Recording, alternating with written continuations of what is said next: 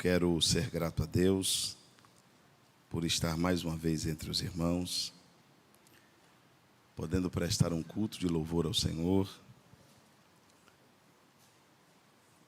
e exaltar a grandeza das suas misericórdias. Deixo o meu abraço fraternal ao pastor Anderson, agradeço aos pastores e à igreja pela receptividade de todas as vezes que passamos por aqui. Eu quero ler com os irmãos hoje um dos textos áureos da Bíblia, Lucas capítulo 15, versículo de número 17. Lucas 15, 17. Hoje é um culto muito especial. Na verdade, é um dos cultos que eu mais... Eu prego o Evangelho já há mais de 20 anos, mas a minha preferência é pelo culto da palavra. Sempre eu tenho um apreço muito grande pelo ensino da Bíblia. E a palavra de Deus é algo que nos transforma, que nos abençoa, que muda nosso entendimento. E é muito bom estar aqui. E eu admiro muito a igreja Advec por ser conhecida como a igreja da palavra. É uma igreja que valoriza muito a palavra, o ensino. E parabéns aos irmãos que congreguem numa igreja que valoriza isso. Isso é muito importante. Parabéns por estar aqui. Lucas 15, 17 diz assim: E caindo em si disse: Quantos trabalhadores de meu pai têm abundância de pão e eu aqui pereço de fome? Levantar-me-ei, irei ter com meu pai e dir-lhe-ei: Pai, pequei contra o céu e perante ti. Já não sou digno de ser chamado o seu filho. Receba-me como um dos teus trabalhadores. E levantando-se foi para o seu pai, e quando ainda estava longe, o seu pai o viu e moveu-se de íntima compaixão. Lançou-lhe ao pescoço e o beijou, e o filho lhe disse: Pai, eu pequei contra o céu e perante ti, e já não sou digno de ser chamado teu filho. Mas o pai disse aos seus servos: Trazei depressa a melhor roupa e vestiu, põe-lhe um anel no dedo e alparca nos pés. Trazei o bezerro cevado, matai-o, comamos e nos alegramos. Porque este meu filho estava morto e reviveu, tinha-se perdido e foi achado, e todos começaram a se alegrar. Amém. Quantos podem dizer amém? Meus queridos irmãos,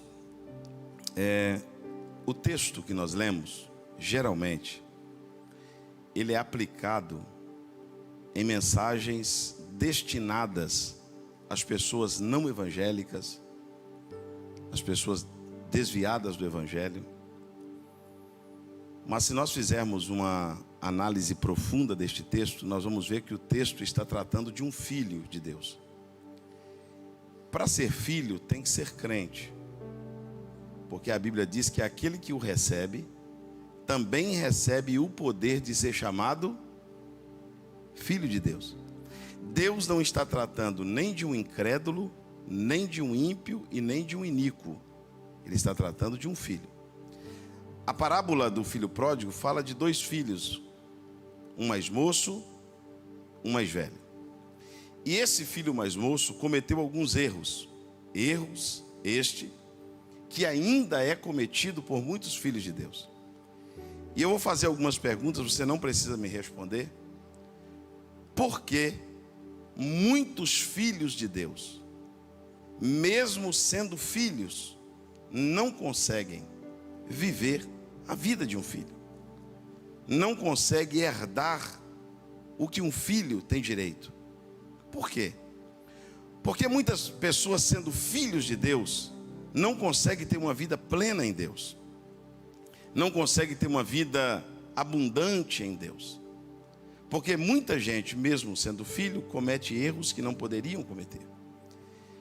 Jesus propõe uma parábola dizendo que havia dois filhos, um mais moço, um mais velho. E o filho mais moço, que é o pródigo, o desperdiçador, ele era um filho extremamente inteligente. É por aqui que eu quero começar. Diga comigo, inteligente. Vamos lá, bem forte, inteligente.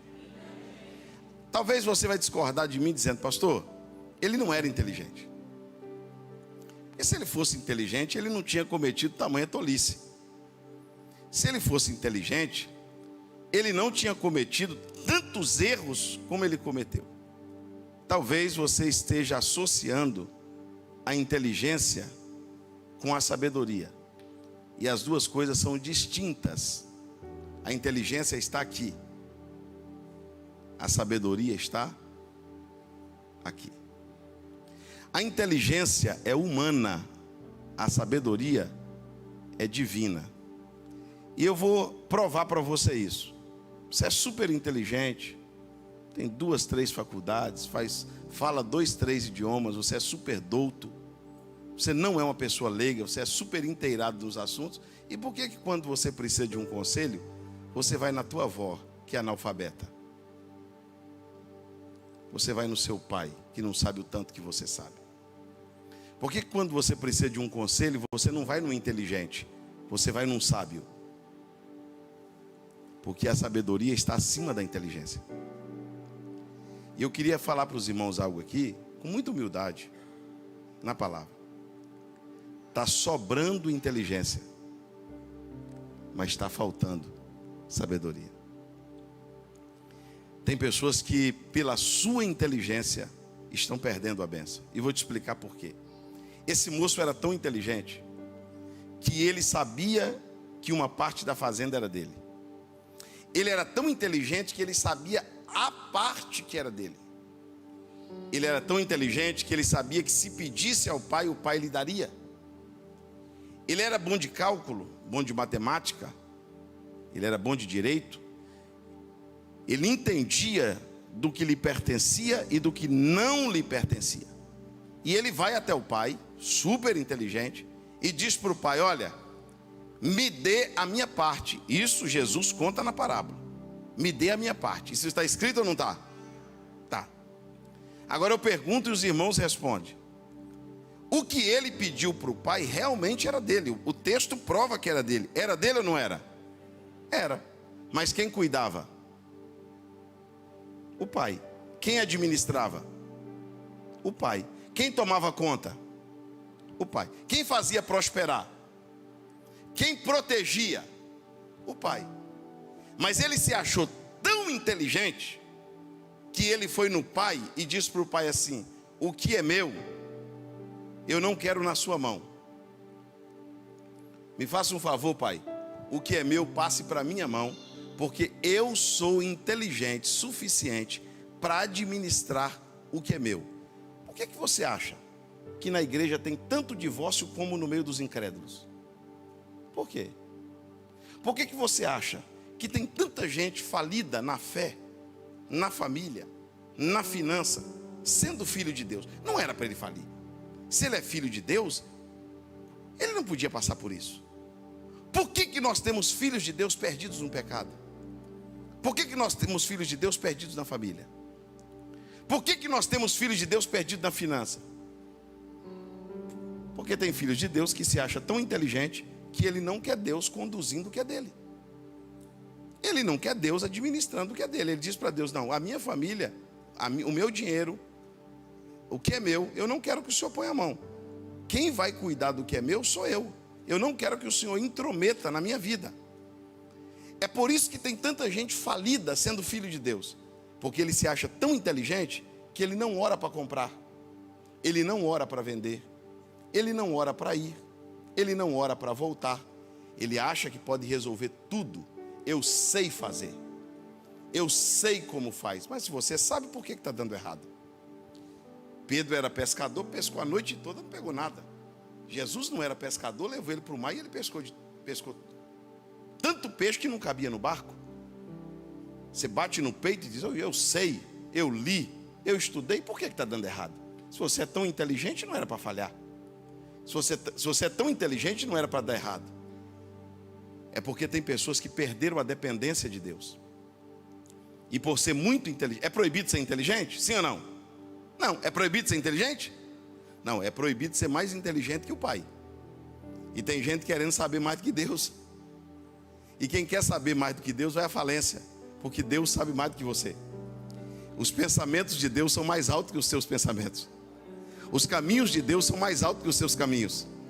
Você não sabe, irmão, nem o dia, você não sabe nem o que vai acontecer daqui 1 minuto. Deus já conhece a eternidade. A Bíblia diz que antes que houvesse dia, eu sou. Você precisa de dormir para chegar amanhã. Deus não precisa de chegar quarta para ele ir na quarta. Deus sai da terça, vai na quarta, volta na terça e diz para você: está tudo preparado, é amanhã. Mas como que o senhor sabe, Deus? Porque eu já fui lá. Deus não precisa do amanhã chegar para ele ser Deus. Antes que houvesse dia, ele já é. Conhece uma filha rebelde que falou para a mãe: eu namoro com quem eu quero, eu fico com quem eu quero, eu me envolvo com quem eu quero? Você já conheceu um filho que diz para o pai: o senhor não sabe de nada, quem manda nos meus amigos sou eu? Está aí, ó, de cara quebrada.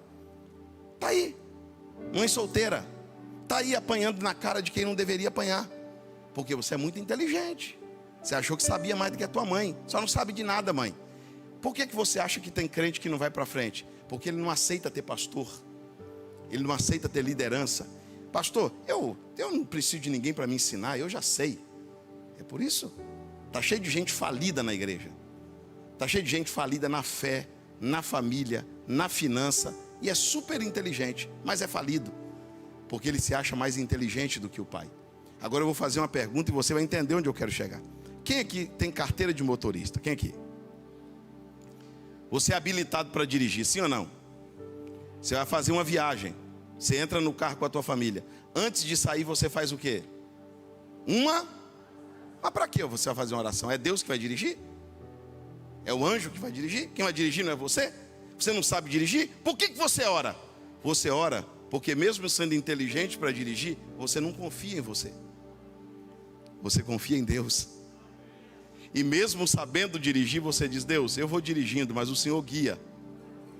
Eu vou dirigindo, mas o Senhor leva. Porque eu não quero o controle. Eu só vou dirigindo, o controle é teu. Administra minha vida, Senhor. Administra meu casamento. Administra minha empresa. Administra o que eu ganho. Administra minha ida. Administra minha volta. Mesmo eu sabendo fazer, eu quero que o Senhor esteja na frente. Porque tem gente que ainda depende de Deus. E quem depende de Deus erra menos. Quem depende de Deus peca menos. Quem depende de Deus reconhece que mesmo sabendo, a administração do Pai é melhor do que a dele. Quem concorda que Deus sabe mais do que nós? Levante as suas duas mãos aos céus. Bem alto, bem alto, bem alto, bem alto. A família é sua. A empresa é sua. O dinheiro é seu. Mas deixa Deus administrar. Deixa Deus comandar. Deixa Deus na frente. Deixa Deus no controle. O maior problema, um dos maiores problemas do filho pródigo foi achar que podia administrar aquilo que o pai administrava. Olha, irmãos, eu prego o evangelho há mais de 20 anos, mas eu sou pastor de igreja. Eu sou pastor de uma igreja. O que tem de crente com a cara quebrada? Porque ele acha que sabe fazer e faz sem Deus mandar, sem Deus deixar, sem Deus dar o sinal verde para ele ir. E ele quer administrar tudo, fazer tudo, sem uma direção de Deus, e não dá certo. Quantos aqui ainda dependem de Deus para tudo? Irmão, é bonito demais quando um crente ora para tudo, não é? Ele vai comprar uma coisa, o dinheiro é dele, quem tem que comprar é ele. Mas geralmente o que ele faz? Ele ora: oh Deus, eu devo comprar? O senhor está nesse negócio?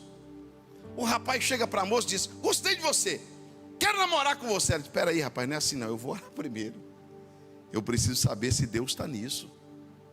Eu quero saber o que o meu pai vai dizer. Eu já sei o que eu quero, mas eu preciso saber da opinião do meu pai.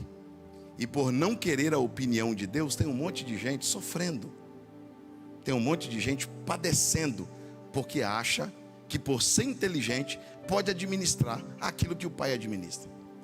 Quando o filho pródigo pegou a herança, a Bíblia diz que ele muda para um país distante. Para onde ele muda? Porque o filho pródigo, ele olhou para a casa do pai, deu uma olhada assim: passei minha vida toda nisso. Eu não suporto isso mais. Eu quero outro ambiente.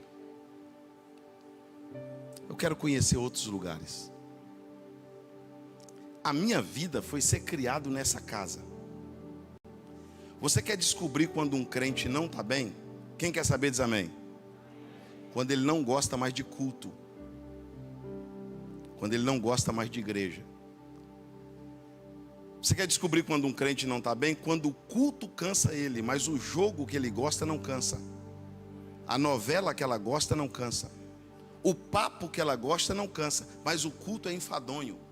Você olha na cara da pessoa, ele está doido para ir embora. Ele está doido que acaba. Ele não vê a hora de sair. Porque a casa de Deus para ele se tornou um cansaço. Pastor, só vou porque tem culto. Eu só vou porque se eu não for, o irmão vai ligar para mim e dizer por que eu não fui.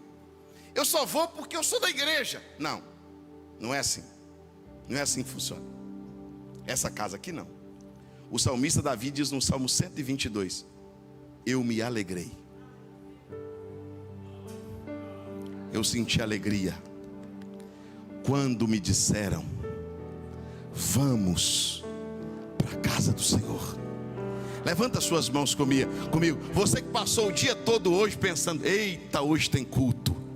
É hoje que eu escuto uma palavra. É hoje que eu vou estar na presença de Deus.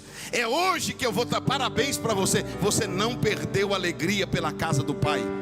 Esta casa ainda te alegra. Esta casa ainda te traz alegria, satisfação, regozijo. Você está feliz por estar aqui. Quantos estão felizes por estar aqui? O filho pródigo passou a ter um enfado pela casa do pai, a ponto de querer conhecer outras casas. Só que quando a Bíblia vai falar sobre a casa do pai, o salmista Davi diz no Salmo de número 27: uma coisa pedi ao Senhor e eu a buscarei. Eu quero morar. Eu quero. Enquanto tem gente que não quer vir, tem gente que quer morar. Ô Deus, não tem como morar na tua casa não. Se o Senhor deixar morar na tua casa, eu mudo da minha e moro na sua. Eu queria morar na casa do Senhor todos os dias da minha vida. Para que, Davi? Para contemplar a formosura do Senhor e para aprender no seu santo templo. Como é bom, irmão, quando você está aí dizendo assim: Jesus, como é bom estar aqui. Como é bom estar na tua casa, Jesus. Como é bom cultuar o seu nome. Quantos ainda sentem alegria pela casa do Pai? Olha, irmãos, hoje é culto a palavra. Falo ou não falo? Tem certeza? Falo ou não? Pastor, quando eu descubro que uma pessoa não tem mais alegria de estar na casa de Deus? Quando ele troca a casa de Deus por coisas fúteis. O capítulo da novela hoje vai estar imperdível. Hoje não dá para ir para o culto não. Pastor, hoje não dá para ir para o culto não, pastor. É final de campeonato. Se eu perder o jogo hoje, você não gosta de igreja. Nem passa a mão debaixo da cadeira aí que você pode achar um chiclete, tá? É alguém que não gosta da casa do pai, que tem a cara de pau de mascar um chiclete e colar ele debaixo da cadeira. Pastor, quem não gosta de igreja? Tá aí, ó, tá no culto, fica no celular, fica mandando mensagem para os outros, fica entrando em rede. Você não gosta de igreja. O culto para você é cansativo. Você não vê a hora de acabar. Os irmãos perceberam que os nossos cultos estão cada dia mais sintéticos? Porque as pessoas não suportam mais igreja. A igreja para eles é cansativo. É cansativo estar no culto. Agora não é para todos. Se eu disser que é para todos, eu estou mentindo. Tem gente que ama a casa do Pai. Tem gente que ama a casa de Deus. Tem gente que não está aqui por obrigação. Tem gente que não está aqui porque é dia de culto. Tem gente que não está aqui porque deveria estar. Tem muita gente que está aqui, que trabalhou o dia todo, está cansado, teve um dia difícil, mas disse: estar na casa do Pai para mim é um privilégio. Eu não vou perder a oportunidade. Você pode levantar as mãos porque você está aqui? Você pode levantar a mão, porque essa palavra é para você. Você está aqui, você veio. O salmista Davi diz no Salmo 84. O salmista Davi não, o salmista diz no Salmo 84: a minha alma e até a minha carne. Quando ele diz de alma, irmão, dá para entender. Mas quando ele diz minha carne, ele está falando do físico. Ele está dizendo, eu não tenho preguiça, eu não estou desanimado, não tem nada que me segura. A minha alma e até a minha carne anela pelos teus átrios, ó Senhor dos exércitos. Aí quando ele chega no santuário, ele diz, ele olha para o altar e diz, até o pardal encontrou uma casa, e a andorinha ninho junto aos teus altares. Como é bom estar na casa de Deus. Quantos amam essa casa? Não, levante as suas duas mãos aos céus, bem alto, bem alto, bem alto, bem alto, bem alto. Não tem lugar nenhum no mundo que se compare a esse lugar. Esse lugar é a casa de Deus e a porta dos céus. Neste lugar estão fixos os olhos de Deus e o seu coração para sempre. Glorifique a Deus porque você está na casa do seu Pai. Glorifique a Deus, sabe por quê? Enquanto você está na casa do Pai, tem alguém agora na biqueira buscando cocaína, buscando maconha. Tem alguém no bar tomando pinga. Tem alguém numa ponte para se jogar lá de cima. Tem alguém com um revólver na cabeça para se matar. E sabe onde você está? Você está na casa do seu Pai. Dê glórias a Deus porque você está na casa do seu Pai. Nunca perca esta alegria. A alegria de congregar, a alegria de estar na presença de Deus. Mas o filho pródigo mudou para um país distante, porque ele achou que podia viver longe do pai. Irmãos, nós somos um corpo, sim ou não? Sim ou não? Se você machucar o teu pé ou a tua mão, por mais machucada que ela esteja, se você cuidar dela, medicá-la, ela vai sarar, provavelmente. Por quê? Porque ela está no corpo. Porque ela está no... Agora pega um dedo machucado e amputa ele. Ele vai o quê? Ele vai apodrecer. E por que ele vai apodrecer? Porque ele não está no corpo. Tem gente que acha que pode viver fora do corpo. Posso falar uma verdade, sim ou não? Nós estamos vivendo a época dos desigrejados, os irmãos sabem disso. Gente que acha que pode ser crente sem ter pastor, sem ter igreja. Não, não precisa de igreja não, pastor. Não precisa de pastor não. Eu creio em Deus. Eu creio na Bíblia. Não, é assim que funciona. O escritor aos Hebreus diz assim: não deixai de congregar como fazem alguns. Obedecei aos vossos pastores que hão de velar e dar conta de vossas almas. Você está achando que é assim? Eu vou ser crente por minha conta. Não. Você tem que ter CEP. Você tem que ter líder. Você tem que ter endereço. E tem muita gente que acha que pode viver separado do corpo. E por causa disso, ele apodrece. Ele morre. O filho pródigo foi viver num país distante. E lá no país distante ele gastou tudo dissolutamente. Eu lendo o texto eu disse, meu Deus, mas tem necessidade de mudar para outro país? Por que ele mudou para outro país? Por que ele não mudou para um lugar perto da casa do pai? Porque quem não está bem com Deus não quer ficar por perto. Você já percebeu que quando uma pessoa não está bem com Deus, ele foge dos crentes? Ele foge das pessoas espirituais? Ele foge das pessoas do corpo? Ele quer ficar longe. E a Bíblia diz que lá longe do Pai, ele gastou tudo. E a Bíblia diz que naquela terra teve fome. Naquela terra teve. Aí o filho do pai procurou um emprego. E o único emprego que ele encontrou foi para cuidar dos porcos. Para cuidar de quê? Irmãos, isso para um judeu é inadmissível.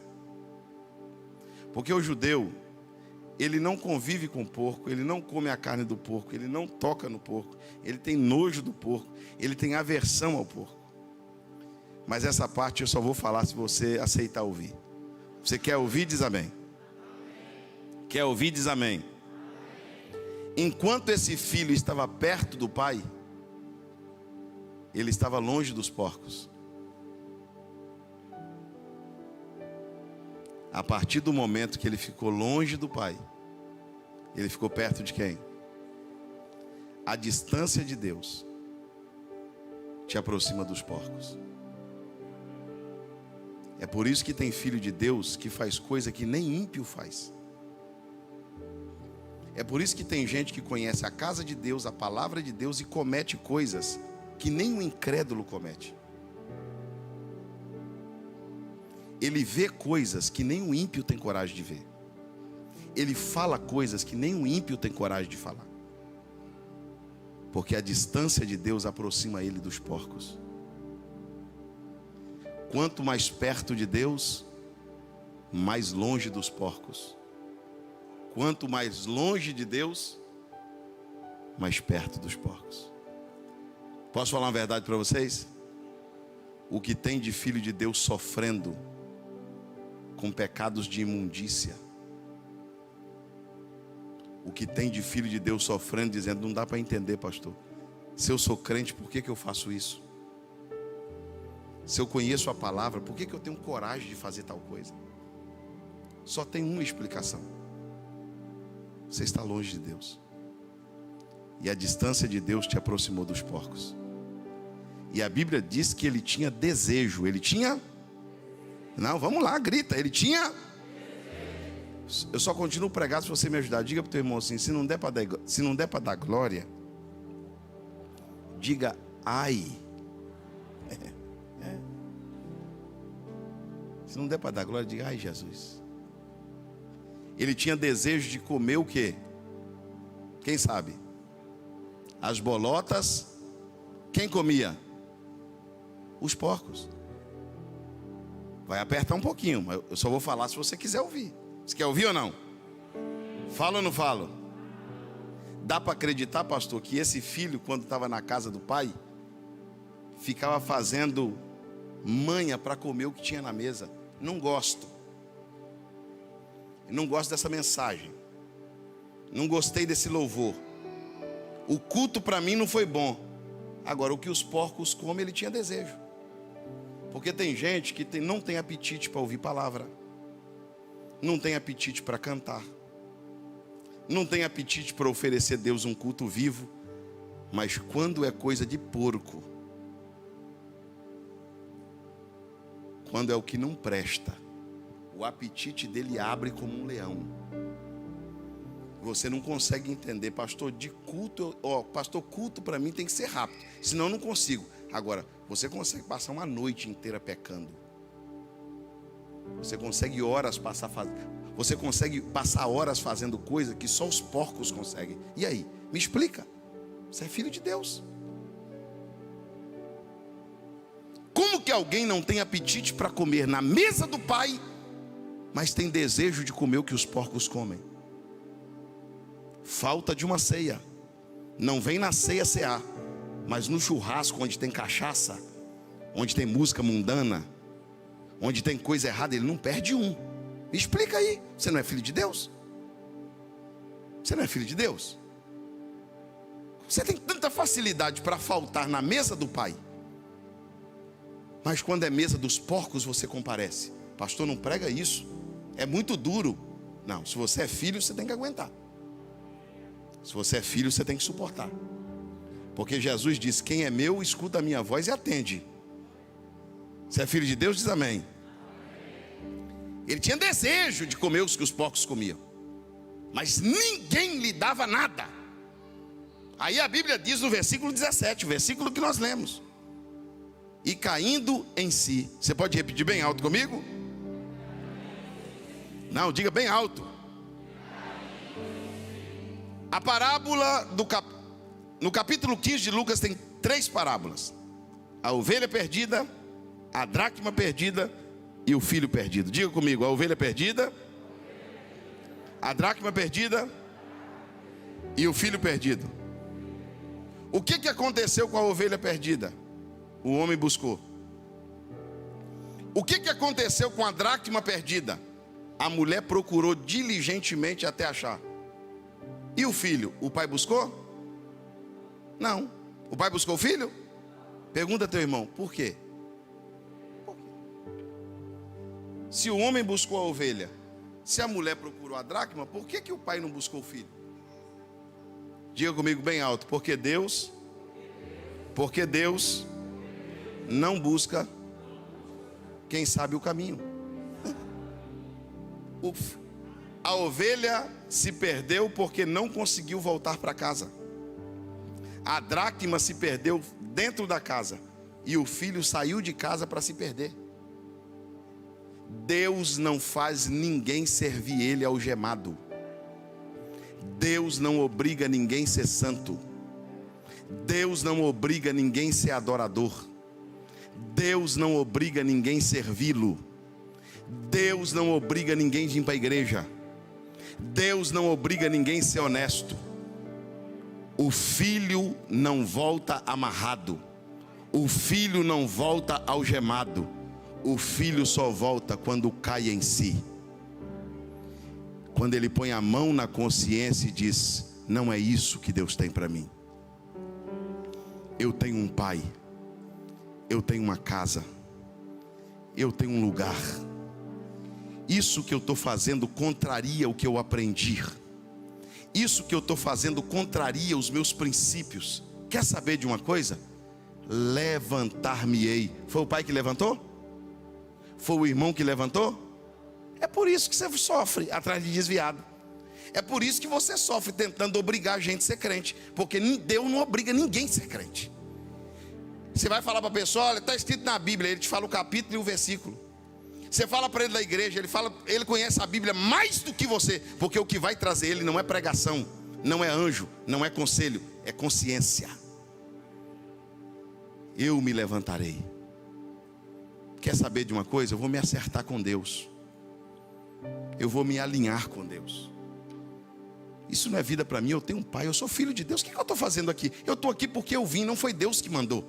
Eu me levantarei e eu irei ter com meu pai.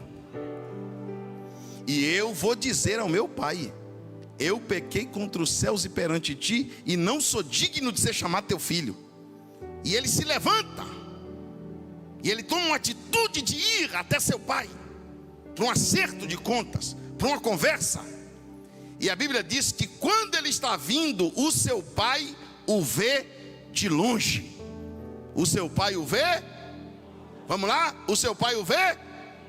Agora diga para alguém sem tocar: o pai não busca, mas espera.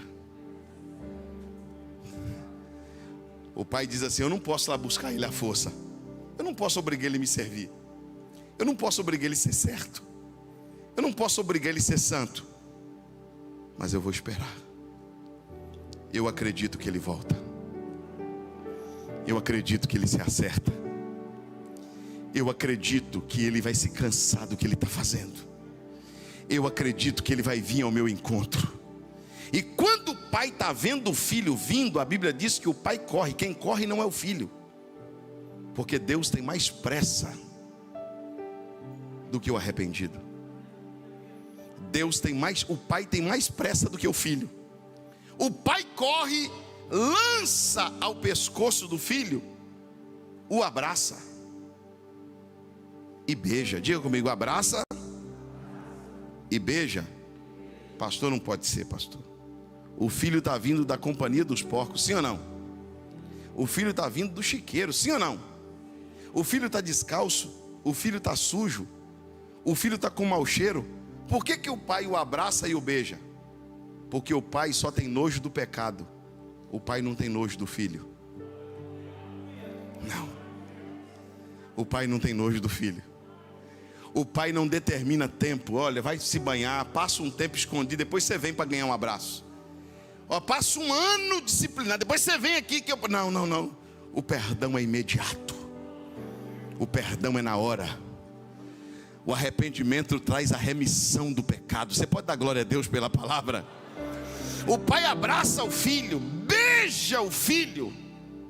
Eu vou te fazer, quem é mãe e pai aqui? Dá um sinal com a mão. Se o seu filho desaparecer por um ano,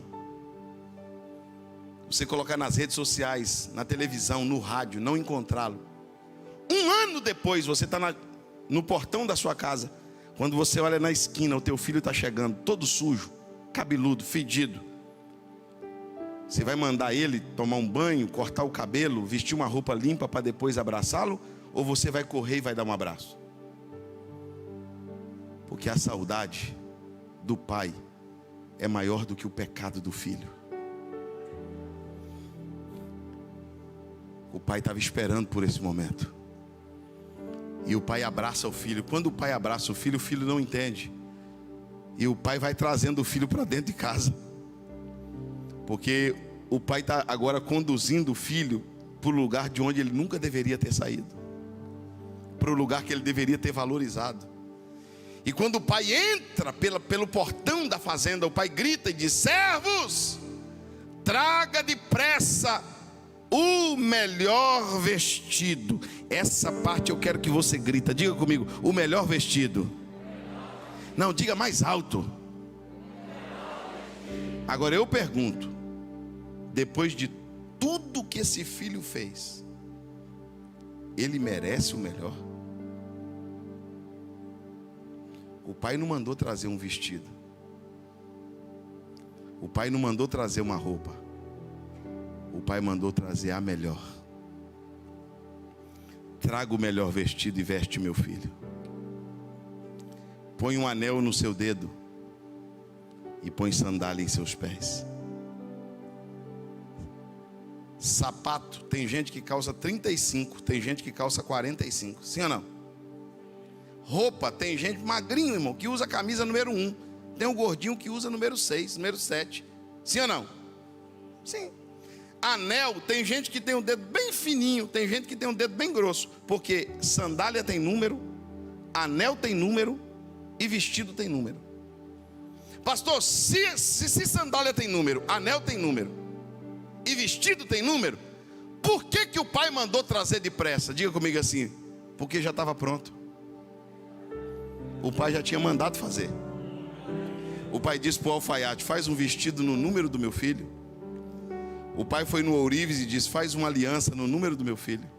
O pai foi no sapateiro e disse: faz uma sandália com o número do meu filho. Mas por quê? Ele não está aqui? O pai disse: não, ele volta. E quando ele voltar descalço, eu vou calçá-lo. Quando ele chegar sem aliança, eu vou renovar a aliança. Quando ele chegar sujo, eu vou trocar suas vestes. Levanta comigo as suas mãos aos céus. Você não tem um padrasto, você tem um pai disposto a perdoá-lo, disposto a ajudá-lo, disposto a conduzi-lo à verdade. Você não tem um pai que está com a porteira fechada. Você não tem um Deus que fechou a porta da igreja e saiu porque quis. Você não tem um Deus que trancou a porta dos céus e disse: saiu porque é rebelde. Não, Ele está lá no horizonte dizendo: Ele vai voltar. Eu vou acertar as contas com Ele. E não vai ser com juízo de morte, mas vai ser com renovação, com restauração, com misericórdia, com perdão. Quantos podem louvar a Deus pelo seu amor? Quantos podem louvar a Deus pela sua misericórdia? Quantos podem louvar a Deus pela sua bondade? Recebeu um vestido novo, uma sandália nova, uma aliança nova. E agora os pais dizem para os servos assim: o pai diz para os servos: trazei também o bezerro cevado. O bezerro? Você sabia que para se cevar um bezerro demoraria no mínimo 1 ano? 1 ano, no mínimo. A lógica é que o pai colocou o bezerro para engordar no dia que o filho saiu.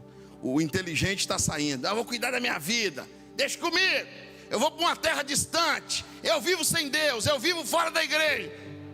Aí o pai olhou para o servo e disse assim: rapaz, põe esse bezerrinho para engordar para mim. Mas por quê? Hoje é dia de tristeza, teu filho está todo aí, cabeça dura, rebelde. Não, ele vai voltar. Esse cabeça dura vai entender que não tem um pai como eu, não tem uma casa como a minha, não tem uma palavra como a minha, ele vai entender que o lugar dele é aqui. Ele vai entender que o lugar dele é na casa. Ele vai entender que o lugar dele é junto comigo. Quem já entendeu isso aqui? Diga glórias a Deus. O pai leva o filho para dentro e diz: mata o bezerro que eu coloquei para engordar. Hoje nós vamos fazer uma festa aqui em casa. Por quê, pai? Qual é o motivo de tanta alegria? Ele diz: este meu filho, este meu. Ele não está falando de um incrédulo. Ele não está falando de um ímpio. Ele não está falando de um iníquo. Ele está falando de um. Ele está falando de um. Este meu filho estava morto, mas ele reviveu. Ele tinha se perdido, mas ele foi achado. Vamos fazer uma festa porque meu filho está de volta. Quem está chegando? O irmão mais velho. Ele está vindo do campo. Ele está vindo do trabalho. Ele nunca deixou o pai. Ele nunca saiu de casa. Ele nunca pisou na bola como o irmão mais novo. Quando ele ouviu o barulho da música e da dança, ele parou. Chamou um servo e disse: o que está acontecendo aí dentro? Você não está sabendo? Não, não estou sabendo de nada. O teu irmão, rapaz. Teu irmão voltou. Teu irmão está de volta. Teu irmão está na ativa de novo. Teu irmão está bem. E o pai está fazendo uma festa para ele. Aí ele manda chamar o pai, ele não entra. Quando o pai chega, ele diz para o pai: este teu filho. O que ele disse? Por que ele não disse meu irmão? Diga comigo assim: tem gente que sabe ser filho, mas não sabe ser irmão.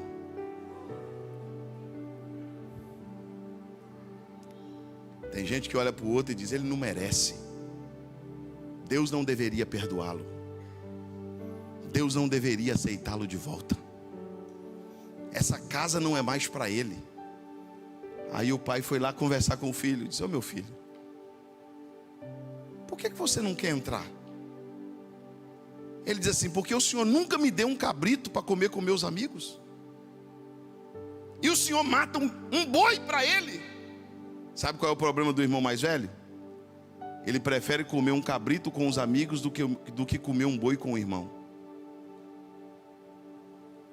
Conhece alguém assim? Ele se acha mais. Ele acha que tem mais direito aos céus do que o outro. Ele acha que é mais santo que os outros. Ele acha que o céu é dele, que Deus é dele. De tanto que quando ele vai falar, ele não diz nosso Deus, ele diz o meu Jesus. Já viu alguém pregando assim? O meu Deus. Por quê? Porque os outros não têm Deus. O meu pai, os outros não têm pai.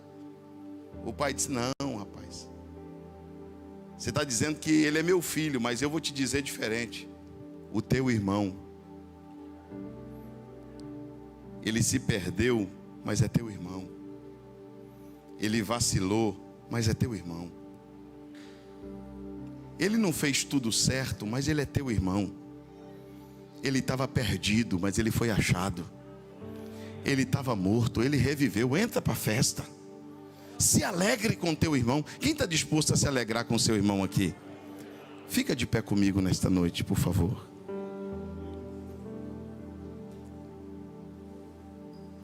Se o filho fosse dizer alguma coisa para o pai naquele dia, o filho pródigo, talvez ele diria ao pai assim: pai, o inimigo quase me roubou de Deus, com falsas alegrias, com falsas vitórias, com falsas glórias. Como um pedaço de cana, ele me mastigou. E em bagaço, eu cheguei aqui na tua casa. Por que me resgatou? Por que me trouxe aqui? Por que me queres tanto, Deus? Por que o Senhor insiste tanto comigo? Aí o pai olha para o filho. Se fosse agora, o pai ia olhar para o filho e dizer: já cantou demais, meu filho. Quem vai cantar agora sou eu. Filho, eu quero tanto enxugar teu pranto, te fazer só meu. Ô filho, eu quero ser teu Deus. Eu quero te envolver nos meus mistérios. Eu quero te mostrar a minha glória. Aqui é o teu lugar. A mesa que você come deve ser essa. A casa que você mora deve ser essa. A amizade que você tem deve ser essa. Você não precisa de alternativas. Você não precisa de duas casas, de duas fé, de dois Deus, de duas alegrias. Você já tem um pai. Você já tem uma casa. Você já tem um lugar. Deus quer te preencher a ponto de você dizer, alguém vai te dizer, vamos ali, você vai dizer, não, não quero. Por quê? Porque eu já sou realizado. A casa do meu pai já me realiza, eu não preciso de outra casa. A mesa do meu pai já tem o que eu como, eu não preciso comer em outra mesa. Eu sou feliz assim. Eu sou feliz sendo filho. O problema é que tem muitos filhos que não se contenta com o que o pai dá. E ele acaba buscando alternativas. E essas alternativas é que faz com que ele seja um filho frustrado. É por isso que quando ele vai orar, ele diz, Deus, não dá para entender.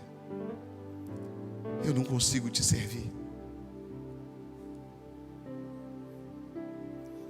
Eu atendo pessoas no meu gabinete que dizem, pastor, eu conheço a Bíblia. Eu conheço a palavra. Eu ouço sobre santidade todo dia, eu não consigo ser santo. O pecado me vence. O desejo me vence. Eu amo Jesus, eu quero servir a Deus, mas por quê? Porque filhos também erram. E eles precisam se acertar. Eles precisam se alinhar. O filho pródigo voltou para nunca mais sair. O filho pródigo entendeu que ele não precisava comer o que os porcos comiam, porque a comida do pai era saudável. O filho pródigo entendeu que não precisava da companhia dos porcos, porque a companhia do pai era suficiente. O filho pródigo entendeu que o pai nunca o forçaria a ser, que ele deveria cair em si e ser porque desejaria. Você está entendendo a palavra? Diga glória a Deus. Esse negócio de ficar ameaçando os outros, se você não vir pela dor, se você não vir pelo amor, você vai vir pela dor. Não, irmão, não tem isso na Bíblia não. Tem gente que Deus nunca vai ferir ele. Ele é livre. Agora o dia que ele pôr a mão na consciência e dizer, eu estou caindo em si, eu me levantarei. Eu vou ter com meu pai. Põe a mão no coração e diga assim, eu tenho um pai. Não, diga alto, eu tenho um pai. Sabe quem está dizendo isso? Um filho que está no lugar errado, com as pessoas erradas, fazendo as coisas erradas. Ele diz, eu tenho um pai. O meu pai nunca me mandou embora. Eu saí da posição. Eu saí do lugar. Eu vim por conta própria. Mas eu me levantarei. Eu irei ter com meu pai. A história não vai terminar com os porcos. A história vai terminar na festa. A história vai terminar com vestido novo, com sandália nova, com aliança nova, com bezerro cevado e com o pai dizendo, meu filho voltou, minha filha está bem. Deus tem vitória para a tua vida espiritual. Deus está alinhando a nossa vida com a sua vontade.